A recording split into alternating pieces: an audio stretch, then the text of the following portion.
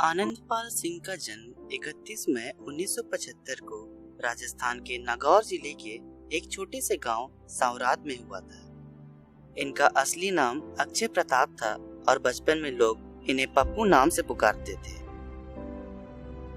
इनके पिता हुक्म सिंह चौहान आरएसी में हेड कांस्टेबल थे तथा इनकी माता निर्मल कंवर एक गृहिणी थी। आनंदपाल उर्फ पप्पू बचपन में काफी होशियार छात्र थे और बड़े होकर शिक्षक बनना चाहते थे। इसलिए उन्होंने अपनी प्रारंभिक शिक्षा गांव के ही एक सरकारी विद्यालय और उच्च शिक्षा सुजला महाविद्यालय से प्राप्त करने के बाद बीएड की डिग्री हासिल की।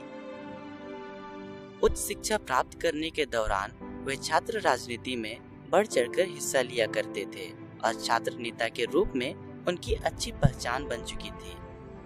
इसी दौरान उन्होंने पंचायत समिति सदस्य का चुनाव भी लड़ा और उसमें जीत हासिल की।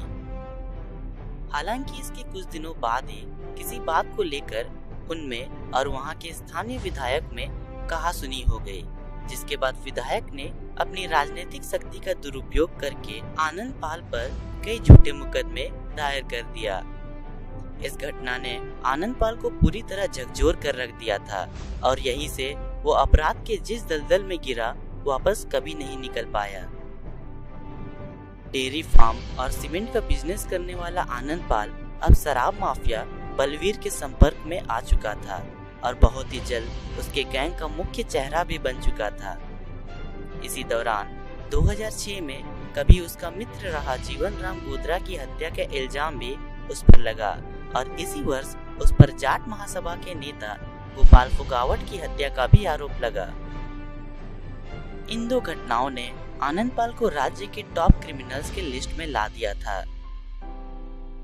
आनंदपाल वर्ष 2012 से पुलिस की गिरफ्त में था। 3 सितंबर 2015 को जब उसे कोर्ट में सुनवाई के बाद अजमेर के जेल ले जाया जा रहा था, तभी उसके कुछ साथी बिल्कुल फिल्मी अंदाज में 2 एसयूवी से आकर उसे भगा ले गए। इसके बाद तो मानो वह राजस्थान पुलिस के लिए मुख्य निशाना बन गया था। राजस्थान सरकार ने उसके ऊपर 5 लाख रुपए नगद इनाम रख दिया, जो अब तक राजस्थान सरकार के द्वारा दिया गया अधिकतम नगद इनाम है। इसके बाद राजस्थान पुलिस ने आनंदपाल की खोज के लिए करोड़ों रुपए बहाकर कई जाले बिछाए पर सफल नहीं हो सकी। इस दौरान आनंदपाल बड़ी ही आसानी से अपना धंधा चला रहा था और साथ ही साथ जमीनों और संपत्तियों को अवैध कब्जा भी कर रहा था। इस दौरान उस पर एक गश्ती कर रहे पुलिस बल के एक सदस्य को मारने का भी आरोप लगा।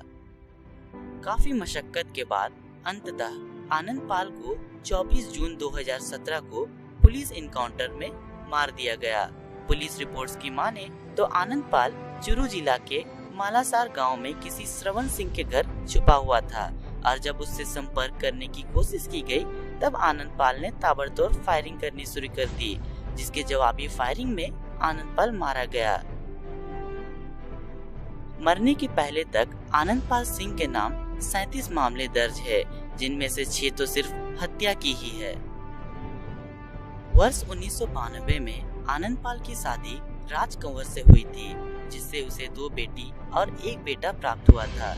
उसके बच्चों, उसकी माता, उसके परिजन तथा उसके समर्थकों का मानना है कि आनंदपाल आत्मसमर्पण करना चाहता था, किंतु उसे पुलिस एवं प्रशासन से वैसी सुविधा नहीं दिलाई गई, क्योंकि कई राजनीतिक दलों के नेता ये नहीं चाहते थे कि आनंदपाल जिंदा बचे। तरह तरह के कपड़े पहनने, AK-47 जैसे गन रखने और फेसबुक जैसी सोशल मीडिया के जरिए अपने समर्थकों से बात करने का शौक रखने वाला आनंदपाल के बारे में ये कहा जाता है कि वो अमीरों का पैसा लूटकर गरीबों में बांटता था, जिस वजह से उसकी छवि रॉबिन हुड की बन गई थी। यही कारण है कि जब उसकी हत्या हुई तो उसकी हत्या की सीबीआई जांच की मांग को लेकर उसके समर्थक भारी संख्या में नागौर की सड़कों पर उतर आए और पुलिस की लाठीचार्ज के बाद प्रदर्शन हिंसक हो गया। आज अलग अलग लोगों में आनंदपाल की छवि अलग अलग है। किसी के लिए वो अपराधी है तो किसी के लिए हीरो, किसी के लिए रोल मॉडल है तो किसी के लिए सिस्टम का मारा व्यक्ति। पर वो जो भी हो, कोई भी व्यक्ति अगर किसी की हत्या करता है तो उसे निर्दोष और हीरो कहना बिल्कुल गलत होगा और ऐसे व्यक्ति को तो सजा होनी ही चाहिए। लेकिन सजा उन लोगों को भी होनी चाहिए जो अक्सर अपनी राजनीतिक शक्ति का दुरुपयोग कर एक मासूम को अपराध के कुएं में डाल देते हैं। अब जाते जाते कृपया चैनल को सब्सक्राइब कर दें और वीडियो को लाइक और शेयर कर दें।